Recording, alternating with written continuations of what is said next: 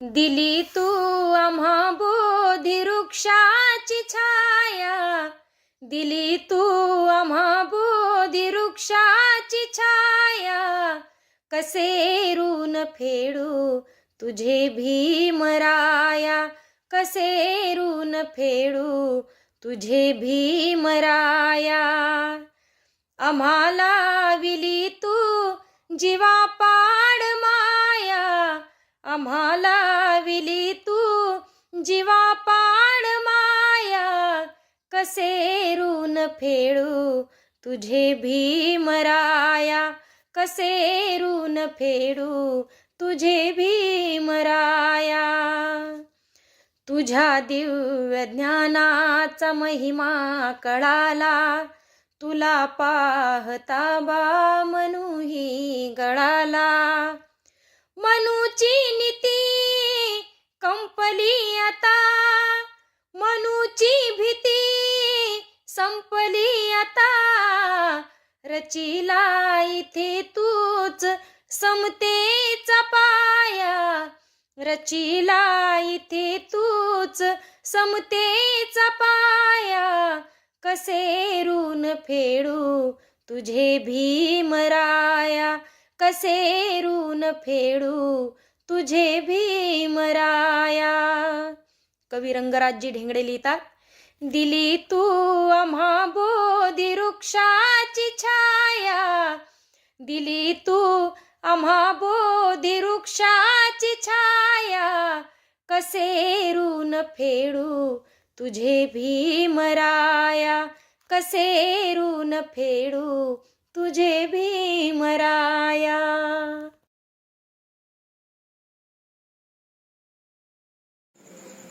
सर्वांना मैत्रीपूर्ण जय Bhim. RK. Bhatkar YouTube चॅनलवर आपले सहर्ष स्वागत आहे. आपण पाहत आहात आर.के. Bhatkar YouTube channel. आमचे नवनवीन व्हिडिओ आवडल्यास चॅनलला लाईक करा, कमेंट करा, शेअर करा आणि आपण जर चॅनलला नवीन असाल तर चॅनलला सबस्क्राईब करायला विसरू नका. सर्वांना जय भीम. कथाकार गौतम बुद्ध भारतीय राज्यघटनेचे शिल्पकार, विश्वरत्न परमपूज्य बोधिसत्व महामानव डॉ. आंबेडकर, माता रमाई, माता भीमाई आणि बहुजनांच्या सर्व महापुरुषांना मी विनम्र अभिवादन करतो. आजच्या या सोहळ्याचे अध्यक्ष, या प्रतिष्ठानचे सन्माननीय अध्यक्ष, शिल्पकार आदरणीय प्राध्यापक भातसाखळे सर, त्याचप्रमाणे त्याच्या मार्गदर्शनात आम्ही सर्व अमरावती जिल्ह्यात काम करतो. आमचे मार्गदर्शक आणि शिस्तबद्ध, त्यांची शिस्त अतिशय शिस्तीला शिस्त लावतात असे आमचे आदरणीय चोरपगार सर. त्याचप्रमाणे या रविवारची जी बुद्धवंदना आहे, या रविवारच्या बुद्धवंदनेचे प्रणेते, ज्यांनी 8 वर्षापूर्वी सुरू केलेली आहे, 8 वर्ष पूर्ण होते आणि 9व्या वर्षात पदार्पण करीत आहे, असे ते या भारतीय बुद्ध महासभेचे अमरावती जिल्ह्याचे माझे मार्गदर्शक जिल्हाध्यक्ष प्राध्यापक प्रकाश बोरकर सर आणि इथे उपस्थित असलेल्या तायडे सर आणि अतिशय सुंदर असं संचालन करत असलेल्या तायडे मॅडम, त्याचप्रमाणे आमच्या मार्गदर्शिका माधुरीताई चोरपगार, त्याचप्रमाणे ज्यांनी आम्हाला खळखळून हसवलं असे आमच्या मार्गदर्शक आणि मार्गदर्शकांचे सासरे आणि वडील, या सर्वांना माझा सप्रेम जय भीम. वेळ बराच झालेला आहे आणि सर्वांना धोका लागलेला आहे, त्यामुळे मी कोणाचाही अंत पाहणार नाही. फक्त सर आपल्याला एक सांगेल की ही भारतीय बौद्ध महासभेची रविवारची वंदना आहे.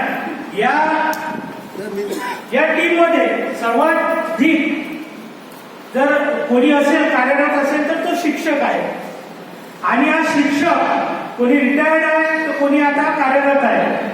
त्यांनी जसे विद्यार्थी घडवले तोच पायंडा त्यांनी आता विहारामध्ये धम्म चळवळ राबवून धम्म चळवळीला गती कशी येईल त्याकरिता ते सातत्याने दर रविवारी राबत आहे. याकरिता आमच्या भारतीय बौद्ध महासभेचा अमरावती भंडाऱ्याचा जो कोणी पदाधिकारी सदस्य असेल हा स्वतःच्या पैशाने स्वतःच्या गाडी वाहना टू व्हीलरने हा पेट्रोल टाकतो. आजही हा प्रत्येक जण आपापल्या पैशाने प्रत्येकाने 350 रुपये देऊन ते वाहन केलं आणि स्वतःच्या पैशाने हा धम्माचा प्रचार आणि प्रसार करतो. भारतीय बौद्ध महासभेचं काम करणं बरं प्रत्येकाला वाटतं की एखाद्या संघटनेत आणि एखाद्या संस्थेत काम केलं म्हणजे आपल्याला आर्थिक लाभ होईल. मात्र या ठिकाणी असं नाही. या ठिकाणी स्वतःच्या खिशाला दर आठवड्याला खिशातून पैसे लावून आणि मग ते अमरावती पासून 10 किलोमीटर असो 15 किलोमीटर असो की 20 किलोमीटर असो त्या गावखेड्यात जाऊन धम्माचा प्रचार प्रसार करणे आणि समाजात जनजागृती करण्याचं कार्य आमची भारतीय बौद्ध महासभा आदरणीय प्रकाश बनसोड सर आदरणीय चोरप्रकाश सर यांच्या नेतृत्वात करत आहे. बोलण्यासारखं बरंच आहे मात्र मी जास्त बोलणार नाही कारण इथे बसलेल्या सर्वांना आणि मला सुद्धा भूक लागली आहे. मी शुगरचा पेशंट आहे कारण आम्ही सकाळी 7 वाजता सरांचा आदेश होता बोरकर सरांचा की 7 वाजता इथून आपली गाडी निघणार आहे 7 वाजता बरोबर पोहोचायचं. त्याच्यामुळे जास्त बोलणार नाही इथेच थांबतो. आणि खरोखरच सर आपल्या या प्रतिष्ठानबद्दल बोलायचं झाल्यास तर हे प्रतिष्ठान आम्ही आता वरचं तर बघितलं नाही मात्र खरोखरच एकाच शब्दात सांगेल की डोळ्यांचं पारणं फेडणारं प्रतिष्ठान आहे. कारण बरेचदा या रस्त्याने आम्ही गेलेलो आहोत. बरेचदा वाहनाने गेलो त्यावेळेस बाबासाहेबांचा भव्य दिव्य असा पुतळा दिसतो आणि तो पुतळा पाहून असं पण भारावतं की आपण इथे भेट द्यायला हवी. बरेचदा गेल्यानंतर वाटतं की जावं पण मात्र मी आभार व्यक्त करतो चोरप्रकाश सरांचं आणि आमचे जिल्हाध्यक्ष बोरकर सरांचं की आपण इथे 350वी बुद्धवंदना घेतली आणि त्या निमित्ताने आम्हाला या प्रतिष्ठानच्या संदर्भात सविस्तर माहिती मिळाली आणि इथे येण्याचं आम्हाला भाग्य लाभलं. इथेच थांबतो. जय भीम नमो बुद्धाय.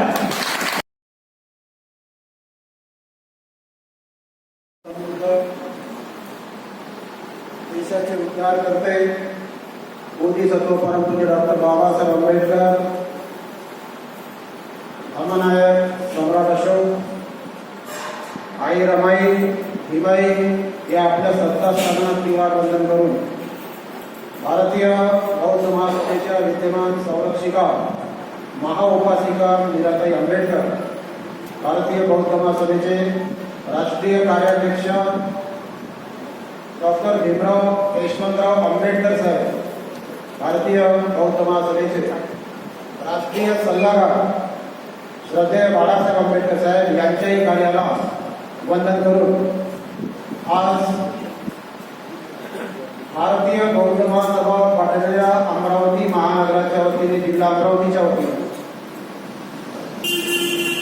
350वी वंदना घेऊन अकोला जिल्ह्यातील ऐतिहासिक अशा डॉक्टर बाबासाहेब आंबेडकर बहुउद्देशीय संस्थेला समर्पित करण्यासाठी इथे उपस्थित झालो. या प्रतिष्ठानचे संस्थापक अध्यक्ष आदरणीय भारसागरे साहेब त्याचप्रमाणे या वंदनेला प्रामुख्यानं जेव्हा वेळ भेटला तेव्हा उपस्थित राहणारे आमचे मार्गदर्शक आदरणीय विजयकुमार चौरपगार साहेब राज्य संघटक भारतीय बौद्ध महासभा या वंदनेला उपस्थित असलेले आदरणीय या संस्थेचे संचालक तायडे साहेब त्याचप्रमाणे या संस्थेचे सर्व सन्माननीय संचालक मंडळ धम्मपीठावर विराजमान सर्व सन्माननीय भारतीय बौद्ध महासभा आणि या संस्थांचे या प्रतिष्ठानचे सर्व पदाधिकारी उपस्थित मित्रांनो सकाळी 7 वाजतापासून आपण या उपक्रमासाठी या ठिकाणी आलो. एकंदरीत मूळ कार्यक्रम जो होता भारतीय बौद्ध महासभेचा, त्याला आपण थोडा प्रतिष्ठानच्या संदर्भात पत्रिका आल्यामुळे त्याच्यात बदल केला. त्याच्यामुळे थोडं आपलं नियोजनामध्ये थोडी गडबड झाली. तरी पण वेळेवर आलेल्या या सर्व गोष्टीला आपण समजून घेतला, प्रतिष्ठानला समजून घेतलं, प्रतिष्ठानने भारतीय बौद्ध महासभेला समजून घेतलं असं मी समजतो. एकंदरीत या वंदनेला उपस्थित असलेल्या सर्वच उपासक आणि उपासिकांना त्यांचं स्वागत. मित्रांनो, इथे वंदनेच्या उपक्रमाबद्दलची नुकतीच माहिती एका कवितेच्या माध्यमातून आपल्याकडे आली. 8 वर्षापूर्वी सहज असा विचार सुचला होता की बाबासाहेबांचा संदेश, शेवटचा संदेश होता की धर्माचा प्रचार आणि प्रसार करण्याची जबाबदारी केवळ भिक्खू वर्गाचीच नाही, तर विकसित झालेल्या दरेक बौद्धांना धर्माचा प्रचार आणि प्रसाराचं कार्य करावं पाहिजे, केलं पाहिजे. सारनाथीतलं हे शेवटचं भाषण बाबासाहेबांचं. तो एक विचार उशिरा का होईना, तो विचार घेऊन आम्ही निघालो आणि पाहता पाहता 8 वर्ष कशी झाली माहितीच नाही. आजपासून वंदनेच्या उपक्रमाचं 9व्या वर्षाला सुरुवात झालेली आहे. निश्चितपणे सर्वच कार्यकर्ते आमचे काही सर्व्हिसमध्ये आहेत, काही रिटायर झालेले आहेत, काही सर्वसामान्य लोक आहेत, उपासक आहेत, उपासिका आहेत. सर्वांनीच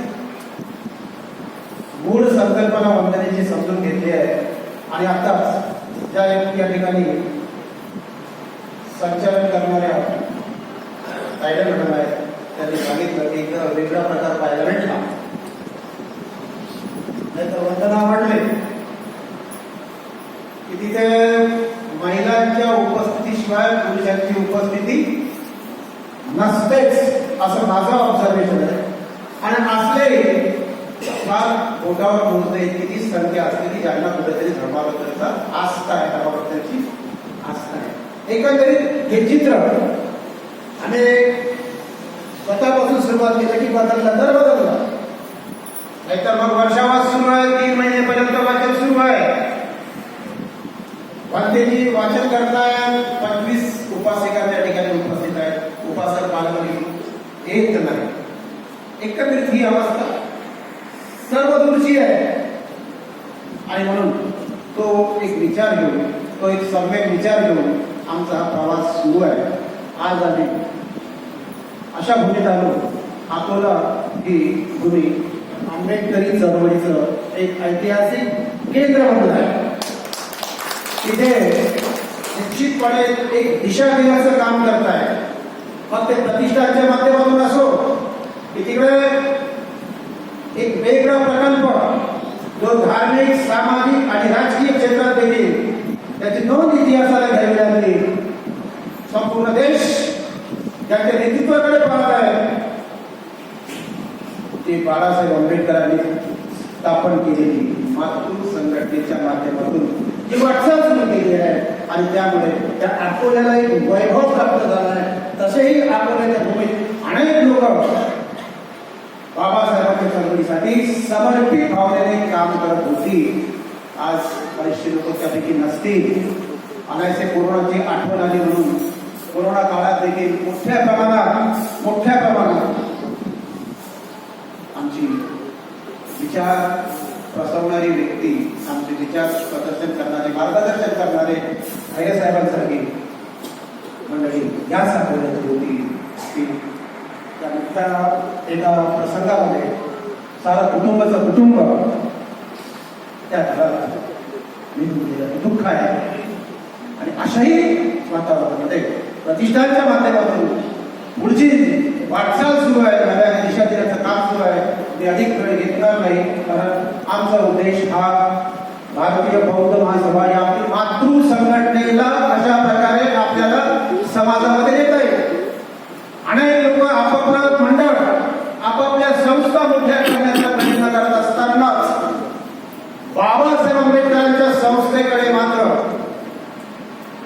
दुर्लक्ष झालेलं दिसतंय. प्रतिष्ठान मोठं होईल, विहार मोठे आहे. मी अनेक वेळा सांगत असतो की जेव्हा आमच्याकडे काही नव्हतं तेव्हा आमच्या आजोबांनी एक साध्या बल्ली उभी करून पुण्या मैदानामध्ये, मात्र आज रमाईच्या पुण्याईनं, बाबासाहेबांच्या पुण्याईनं हे सारं एक चित्र बदलत आहे. आता मोठमोठी नगर आणि मोठे मोठे विहार बांधलेले आहे. हे अतिशय आनंदाची बाब आहे असं मी समजतो. परंतु सोबतच आमचा प्रवास जो आहे तो प्रत्येक ठिकाणी किमान समता सैनिक दलाची स्थापना होऊ शकते का हे देखील आम्ही त्या माध्यमातून तपासण्याचा प्रयत्न करतो. नाहीतर काय होईल की बाबासाहेबांनी निर्माण केलेल्या या संस्था कालांतराने आमच्या स्पर्धा परीक्षेचे विद्यार्थी संविधानाचा अभ्यास करतात अर्जाकडे, पण त्यांना जर बाबासाहेबांचे मूळ संस्था कोणत्या आहेत ते देखील थोडस विचार करूनच त्यांना सांगावं लागते. एकंदरीत असं चित्र आहे. ते चित्र बदलण्याचा प्रयत्न रविवारच्या वंदनेच्या माध्यमातून करण्याचा थोडासा प्रयत्न आहे. आम्ही जास्त काही करू शकत नाही. निश्चितपणे तुमचं सर्वांचं स्वागत की तुम्ही एवढं मोठं प्रतिष्ठाने उभारलं. ते समाजाला, येणाऱ्या पिढीला ते निश्चितच दिशा देण्याचं काम करेल एवढं मात्र सांगतो. पुन्हा एकदा आमचा हा प्रवास सुरू झाला. त्या प्रवासाला 9व्या वर्षामध्ये आपण सर्वांनी आशीर्वाद द्यावा, शुभेच्छा द्यावा एवढीच अपेक्षा करतो. थांबतो. जय हिंद, जय भारत.